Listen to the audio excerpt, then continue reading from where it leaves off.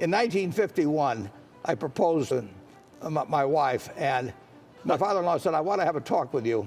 He said, "Warren, you're going to fail. My daughter may starve to death." He said, "Warren, I just want to absolve you from any worries."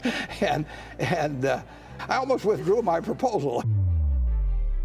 In 1951, I proposed to my wife, and my father-in-law was the most conservative guy in Nebraska, except maybe for my dad. My father-in-law said, "I want to have a talk with you." So I went over to his house to have a talk, and he sat there and he said, "Warren," he says, "I just want to absolve you from any worries. You're going to fail. And the reason you're going to fail, my daughter may starve to death, and you're going to fail, but I'm not going to blame you because it's because the Democrats are in, and they're all communists." And I listened to this thing for 3 hours, and I almost withdrew my proposal at the end. But I have seen people make economic decisions based on their political feelings, and it is not the way to do it. I grew up in a household where when Roosevelt got elected for the third term, my dad said, "There'll never be another election." We couldn't have dessert at our house if you were a kid unless you said something nasty about Roosevelt. But I bought that stock in 1942 when Roosevelt was president, and it worked out pretty well.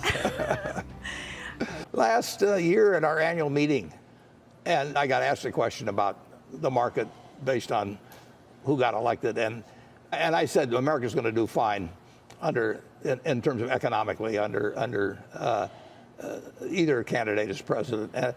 People who mix their politics up with their investment activities, I don't think that makes sense. I've watched it all my life, and obviously probably half the time of my adult life I've had a president other than the one I voted for, but that has never taken me out of stocks. I mean, the American economy, we're up to number 45 or so, and we've done awfully well. If you mix your politics with your investment decisions, you're making a big mistake.